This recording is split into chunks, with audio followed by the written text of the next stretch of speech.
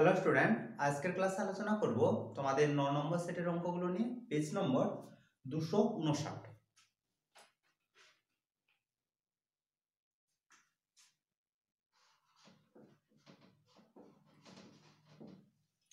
প্রথম কোশ্চেনে বলেছে এক্স মাস অন্তর দেয় বার্ষিক 10% চক্রবৃদ্ধি হার সুদে 1000 টাকার ওয়াই মাসের সমূল চক্রবৃদ্ধি, যেখানে ওয়াই বলেছে গ্রেটার দেন এক্স।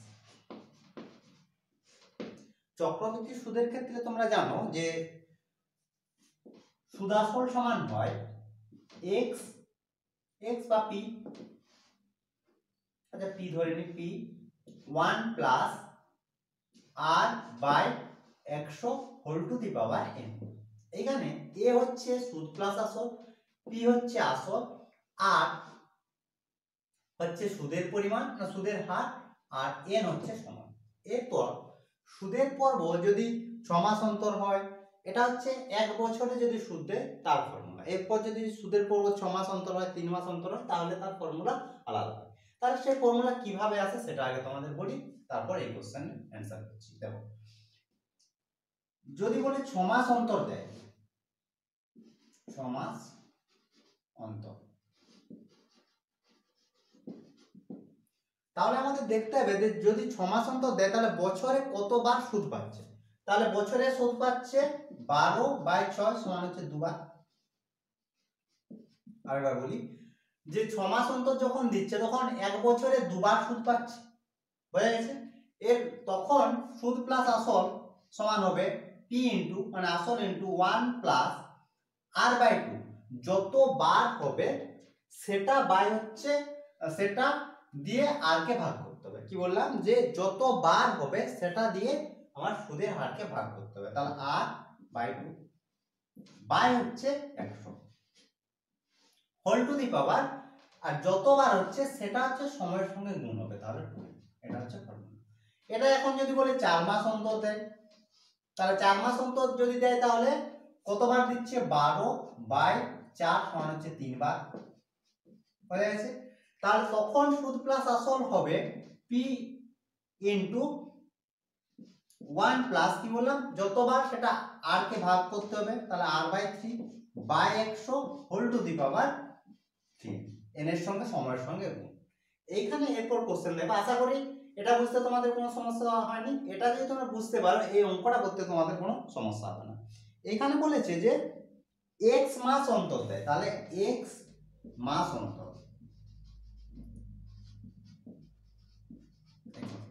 তাহলে বছরে কতবার সুদ দিবে, তাহলে 12/x এতবার, বোঝা গেছে? তাহলে 12 মাস আর x মাস অন্তর দিচ্ছে 12/x মাস, তাহলে এতবার। আর এখানে দেয়া আছে যেগুলো সেগুলো দেখে নাও। সুদের হার, তাহলে r ইজ ইকুয়াল টু হচ্ছে 10%।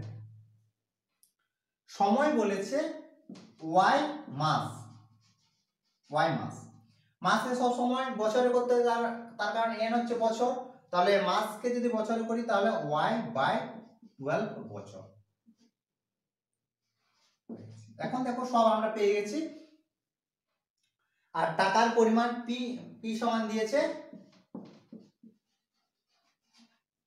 10,000 না 1000। তাহলে এ সুদ প্লাস আসল সমান আমরা পাবো পি বলতে 1000 ইনটু 1 প্লাস, এরপর দেখো আর বলতে এই যে দেখো আর সুদের হার, তাহলে এখানে সুদের হার কত আছে 10% বাই কতবার দিচ্ছে আমরা পাচ্ছি এতবার, তাহলে পাচ্ছি 12/x দিয়ে ভাগ বাই হচ্ছে 100 হোল টু দি পাওয়ার, এরপর দেখো হোল টু দি পাওয়ার কি সময়ের সঙ্গে যতবার সেটা দিয়ে গুণ, তাহলে এতবার ইনটু হচ্ছে সময়। এখানে 12 কেটে যাচ্ছে, তাহলে 1000 ইনটু 1 প্লাস এটা উপরে উঠছে, তাহলে 10x বাই হচ্ছে 12 বাই নিচে থাকছে। তোমাদের স্টেপ বাই স্টেপ করাচ্ছি আর উপরে তাহলে পড়ে থাকছে যাতে তোমাদের ভুল না হয়। তাহলে উপরে পড়ে থাকছে y/x। এরপর দেখো যে অপশনগুলো দিয়েছে সেই অপশনগুলো কিভাবে দেওয়া আছে। অপশনগুলোতে দেওয়া আছে এটা 1 প্লাস 10 ইন্টু x/12 নিচে আছে 100 whole to the power y/x এইভাবে দেওয়া আছে। তাহলে এটা কাটাকাটিও হতো, কিন্তু যেভাবে অপশন দেওয়া আছে আমরা সেভাবেই করব। তাহলে এটার অ্যান্সার হচ্ছে অপশন সি, না সরি অপশন বি। এই অঙ্কের ক্ষেত্রে তোমাদের এইখানটা শুধু একটু বুঝতে হবে কি বলেছে।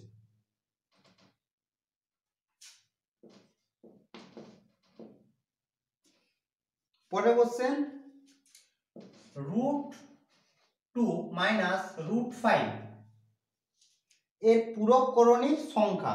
এটা পূরককরণীর সংখ্যা হবে না, পূরককরণীর সমষ্টি হবে। √2 মাইনাস 5 ও এর পূরককরণী, তার পূরককরণী আর অনুবন্ধীকরণী হচ্ছে, তাহলে এর অনুবন্ধীকরণী বা পূরককরণী হচ্ছে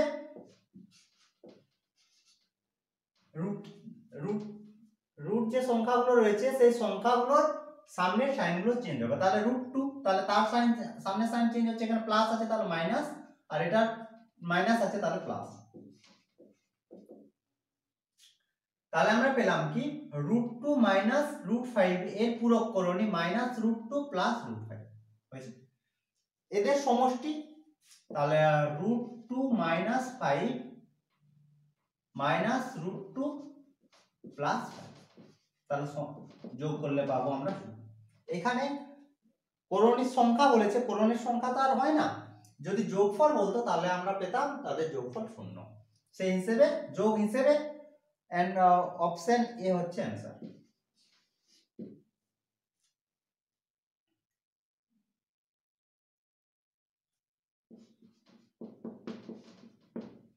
পরের কোশ্চেন, এবি সি ত্রিভুজের এবি ও বিসি বাহুর লম্ব সমদ্বিখণ্ডকদ্বয় পরস্পর ও বিন্দুতে ছেদ করেছে, কোণ বিওসি 120 ডিগ্রি হলে, দেখো আগে ছবি দেখো,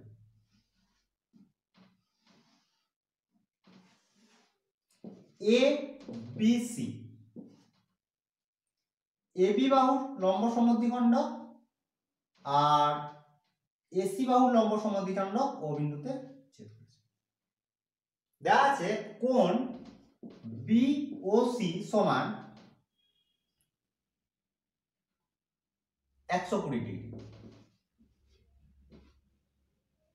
বের করতে হবে কোণ বিএসি এর মান বের করতে হবে। তোমরা পরিবৃত্ত যখন অঙ্কন করেছিলে তখন লম্ব সমদ্বিখণ্ডক গুলো যে বিন্দুতে মিলিত হয়েছে সেটা আমরা পরিবৃত্তের কেন্দ্র ধরেছিলাম, তাই তো। এইভাবে যে কোনো দুটো বাহুকে আমরা সমদ্বিখণ্ডিত করেছিলাম, আর সমদ্বিখণ্ডক গুলো যেখানে ছেদ করেছে সেটা আমরা ব্যাসার্ধ, সেটা আমরা পরিকেন্দ্র ধরেছিলাম। আর এটা হচ্ছে পরিকেন্দ্রের ব্যাসার্ধ, আর এটাও পরিকেন্দ্রের ব্যাসার্ধ, এটা হচ্ছে পরিকেন্দ্রের ব্যাসার্ধ। এরপর আমরা পরিবৃত্ত অঙ্কন করেছিলাম সম্পাদ্যের ক্ষেত্রে। তাহলে এখন পেলাম কি ও হচ্ছে পরিবৃত্ত যার মধ্যে রয়েছে এ বি সি ত্রিভুজ। তাহলে এই বৃত্তের ভেতরে এবিসি ত্রিভুজ রয়েছে। ও কোণের সাপেক্ষে কোণ বি ও সি, তাহলে পাচ্ছি আমরা কেন্দ্রস্থ কোণ বিসি চাপে, একইভাবে বিসি চাপে এ হচ্ছে পরিধিস্থ কোণ। আর আমরা জানি কেন্দ্রস্থ কোণ ওই পরিধিস্থ কোণের দ্বিগুণ, তাহলে এই মানটা আমরা পেয়েছি 120 ডিগ্রি, অতএব এই মানটা আমরা পাবো 120/2 সমান হচ্ছে 60 ডিগ্রি।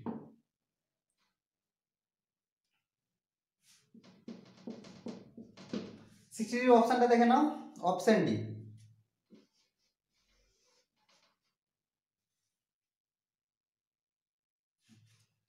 চারের দাগের কোশ্চেনে বলেছে 0 ডিগ্রি থেকে 90 ডিগ্রি পর্যন্ত ত্রিকোণমিতিক অনুপাতগুলির নিচের কোণটি হতে পারে না। দেখো বলেছে 0 ডিগ্রি থেকে 90 ডিগ্রি পর্যন্ত, 0 থেকে 90। ত্রিকোণমিতিক যে মানগুলো আমরা পেয়েছি, ত্রিকোণমিতিক মান বলতে sin থিটা cos থিটা, থিটার মান বলছে 0 থেকে 90। sin cos tan cot যে ছটা টার্ম পেয়েছি সেগুলোর মধ্যে 0 থেকে যদি 90 এর মধ্যে থাকে সেটি কোনটি হতে পারে না, সেটা এটার অ্যানসার হবে অপশন এ, ঋণাত্মক হতে পারে না। যতগুলো আমরা মান দেখেছি দেখে নাও, কোনো মান ঋণাত্মক না। 0 আছে, অসংখ্যাত আছে, তাহলে এখানে অপশনগুলো আরেকবার দেখে নিতে পারে। বলেছে 0 হতে পারে, ধনাত্মক হতে পারে, অসংখ্যাত হতে পারে, তাহলে এটার অ্যানসার হবে অপশন এ, ঋণাত্মক হতে পারে না। পরের কোশ্চেনে বলেছে একটি লম্ববৃত্তাকার শঙ্কুর উচ্চতা h, তির্যক উচ্চতা l, আর ব্যাস বলেছে ব্যাস সমান বলেছে r। তাহলে ব্যাসার্ধ সমান হচ্ছে r/2। এখন শঙ্কুর ক্ষেত্রে আমরা জানি h এটা হচ্ছে ব্যাসার্ধ আর এটা হচ্ছে তির্যক উচ্চতা। তির্যক উচ্চতার স্কয়ার সমান হয় l স্কয়ার সমান হয় h এর স্কয়ার প্লাস ব্যাসার্ধের স্কয়ার, ব্যাসার্ধ এখানে আছে r/2 এর হোল স্কয়ার। এখানে অপশনগুলো দেখে নাও কি হিসেবে বের করতে বলেছে, একটু ক্যালকুলেশনটা করে নি। তাহলে l square is equal to h এর square plus r square by হচ্ছে 4, বা এখান থেকে আমরা পাবো r square by 4 is equal to l square minus h এর স্কয়ার, বা r স্কয়ার সমান হচ্ছে 4 into l square minus h এর স্কয়ার। তাহলে পেলাম r স্কয়ার সমান 4 into l square minus h এর স্কয়ার। অপশন দেখে নাও,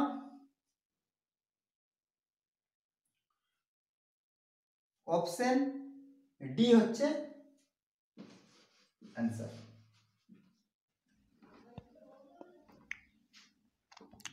এরপর 6 দাগ, পরপর যে কোনো 5টি স্বাভাবিক সংখ্যার গড় 18 হলে প্রথম ও পঞ্চম সংখ্যাটির গড় হবে। দেখো পরপর 5টি স্বাভাবিক সংখ্যা, তাহলে আমরা প্রথমটা যদি x ধরি তাহলে x plus x plus 1 plus x plus 2 plus x plus 3 plus x plus 4, 5টি বলেছে তাহলে x প্লাস 4 পর্যন্ত, এর গড় তাহলে বাই 5 ইজ ইকুয়াল টু হচ্ছে দেওয়া আছে 18 ইজ ইকুয়াল টু 18। তাহলে বা এখান থেকে আমরা কি পাচ্ছি, আর বের করতে বলেছে প্রথম আর 5 নম্বর, তাহলে x আর x প্লাস 4 এর গড়। দেখো তাহলে সংখ্যাগুলো যোগ করি, প্রথমে x গুলো যোগ করে নিই, তাহলে 5টা সংখ্যা রয়েছে তাহলে 5টা x, তাহলে হচ্ছে 5x প্লাস মোট সংখ্যা 1 3 3 6 6 আর 4 হচ্ছে 10, একবারে গুণ করে দিচ্ছি, গুণ যদি করি তাহলে আমরা পাবো 0 আর হচ্ছে 5 5 আর 4 তাহলে 9, বা 5x ইজ ইকুয়াল টু 90 থেকে যদি 10 বাদ দিই তাহলে আমরা পাচ্ছি 80, বা x ইজ ইকুয়াল টু হচ্ছে 16 5 80। তাহলে x এর মান পেলাম আমরা 16, বের করতে হবে x প্লাস 4 এর গড়। এরপর হচ্ছে 2 দাগের কোশ্চেন, শূন্যস্থান পূরণ। প্রথম কোশ্চেনে বলেছে বার্ষিক 5% সরল সুদের হারে 2024 সালের 1 জানুয়ারি থেকে 15 মার্চ পর্যন্ত 12,000 টাকার সুদ নির্ণয়ের ক্ষেত্রে সময় সমান ড্যাশ দিক। 1 জানুয়ারি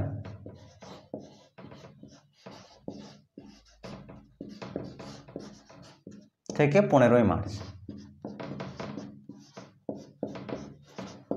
মোট সময়। দেখো আরেকটা জিনিস লক্ষ্য করতে হবে যে 2024 সাল দেওয়া আছে, তাহলে এটা হচ্ছে লিপ ইয়ার, লিপ ইয়ার হলে ফেব্রুয়ারি হচ্ছে 29 দিন। 1 জানুয়ারি যেদিন থেকে টাকা জমা দিচ্ছে তারপর থেকে দিন কাউন্ট শুরু হবে, সঙ্গে যে যত দিন পর্যন্ত তাহলে সেই দিনটা তখন কাউন্ট হবে। বুঝতে পারলাম, যেদিন টাকা জমা দিচ্ছে যেদিন টাকা জমা দিচ্ছে তার পরের দিন থেকে কাউন্ট হবে, আর যত দিনের শেষ হচ্ছে সেই দিনটাও কাউন্ট হবে। বোঝা গেছে? এরপর দেখো, তাহলে জানুয়ারি মাস 31 দিন ছিল কিন্তু 1 তারিখ জমা দিয়েছে, তাহলে দিন কাউন্ট হবে 30। জানুয়ারি হয়ে গেল, এরপর ফেব্রুয়ারি। ফেব্রুয়ারি হচ্ছে এখানে লিপ ইয়ার, তাহলে ফেব্রুয়ারি হচ্ছে 29 দিন। আর বলেছে মার্চ মাসের 15 তারিখ সঙ্গে 15 দিন, তাহলে সমান 4 আর 2 আর এখানে 2 4 7 এত দিন।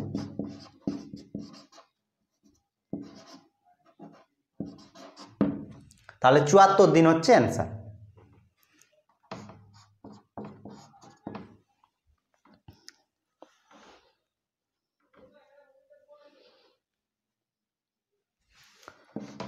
PR ইজ টু QR সমান বলছে, এর লঘিষ্ঠ আকার বলেছে P ইজ টু Q।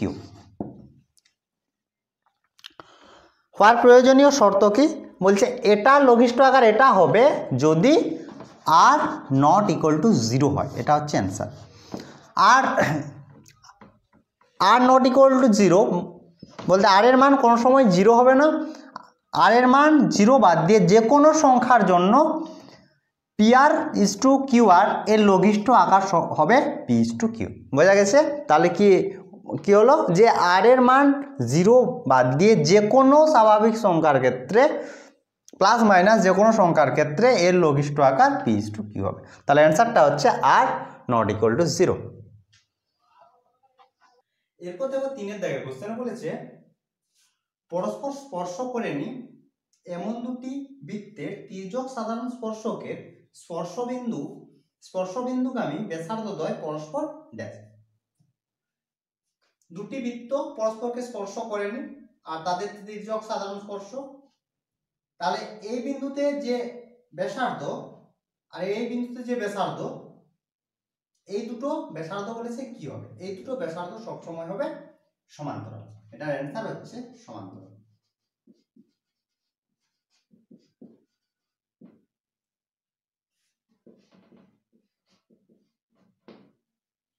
পরের কোশ্চেনে বলেছে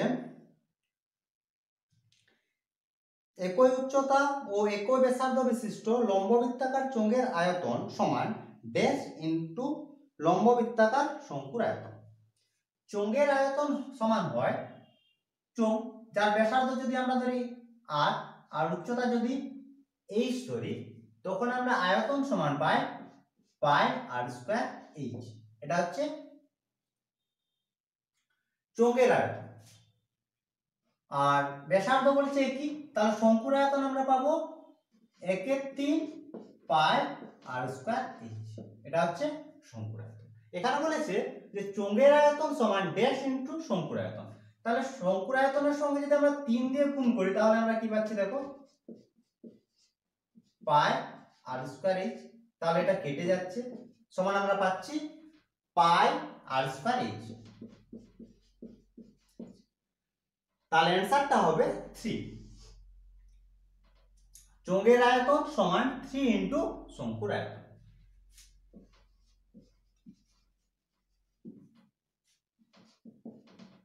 পরের কোশ্চেন, এ ও বি পরস্পর পূরক কোণ, তাহলে a প্লাস বি সমান হচ্ছে 90 ডিগ্রি হয়, তাহলে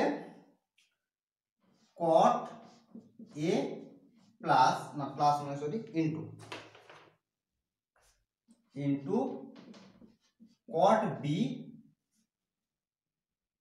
প্লাস cot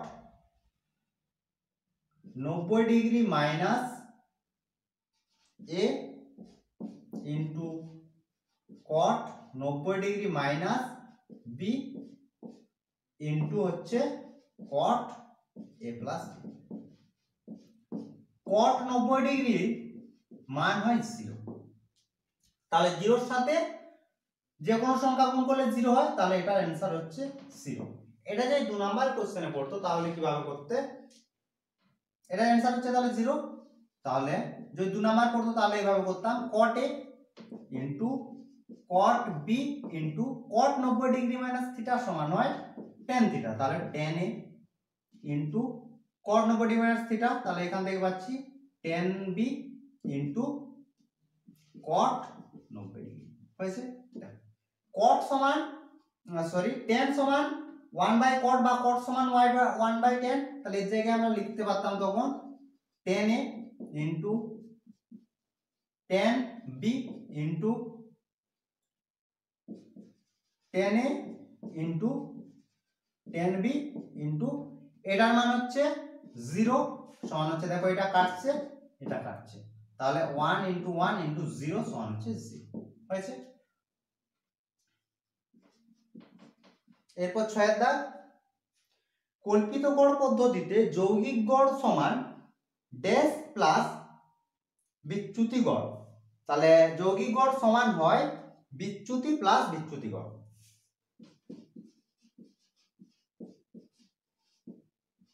এটা হচ্ছে অ্যানসার।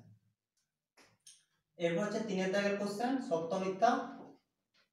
প্রথম কোশ্চেনে বলেছে কোন অংশীদারি কারবারে অংশীদারিগণের নিজস্ব মূলধনের পরিমাণ যদি যে কোনো সময় সুবিধামতো পরিবর্তন করা যায় তবে তাকে বলে সরল অংশীদারি কারবার। এটা হবে মিথ্যা, এটা হবে মিশ্র অংশীদারি কারবার। সরল অংশীদারি কারবারের ক্ষেত্রে সময় সব সময় একই থাকে। পরের কোশ্চেনে বলেছে ax square plus bx plus c, যেখানে abc বাস্তব সংখ্যা এবং a not equal to 0, দ্বিঘাত বহুপদী সংখ্যার শূন্য গুলিয়ে ax square plus bx plus c equal to 0 দ্বিঘাত সমীকরণ বীজদ্বয় হবে। এটা সত্য।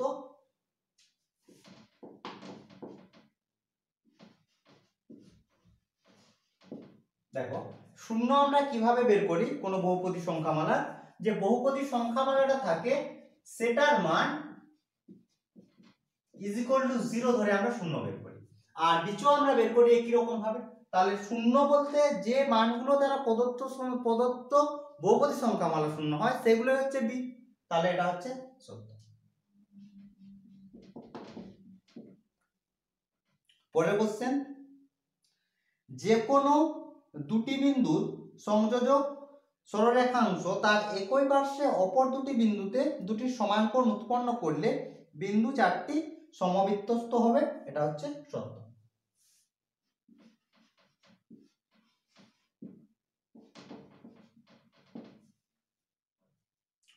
পরের কোশ্চেন, একটি ঘনকের কর্ণের দৈর্ঘ্য এবং ঘনকটির একটি তলের কর্ণের দৈর্ঘ্যের অনুপাত √2:√3, এটা হবে মিথ্যা। কি করে দেখো, ঘনকের বাহুর দৈর্ঘ্য যদি আমরা a ধরি তাহলে ঘনকের কর্ণের দৈর্ঘ্য সমান হয় a√3, আর একটি তলের ঘনকের কর্ণের দৈর্ঘ্য হয় a√2, তাহলে দুটোর অনুপাত এখানে a কাটছে √3:√2, এখানে দেওয়া আছে √2:√3, তাহলে এটা হবে মিথ্যা।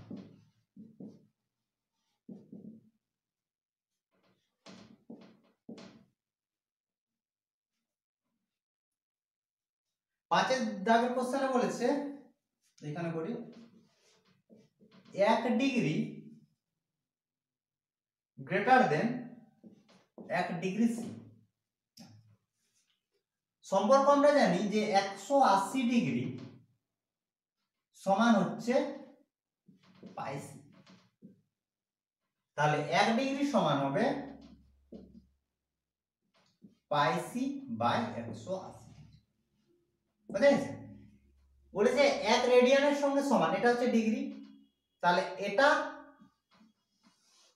এটা হচ্ছে এর চেয়ে ছোট। কি করে সমান 22/7 ইন্টু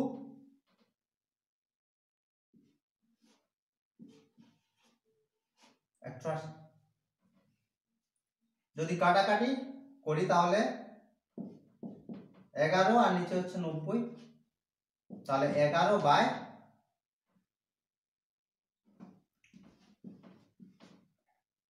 এত রেডিয়ান হচ্ছে। তাহলে 1 ডিগ্রি সমান পাচ্ছি এত রেডিয়ান, এটা 1 এর চেয়ে ছোট, তাহলে এটা হবে মিথ্যা।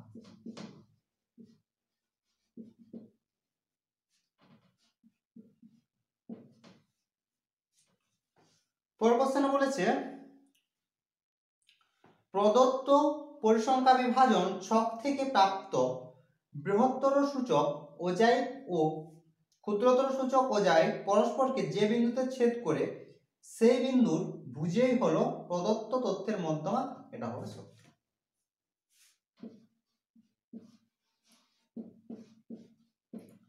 তো এই ছিল আজকের ক্লাস। আশা করি আজকের ক্লাসের অঙ্কগুলো তোমরা বুঝতে পেরেছো। যদি কোনো সমস্যা থাকে অবশ্যই কমেন্ট করে জানাবে। তো আজ এই পর্যন্তই, তোমরা সবাই ভালো থেকো, বাই বাই।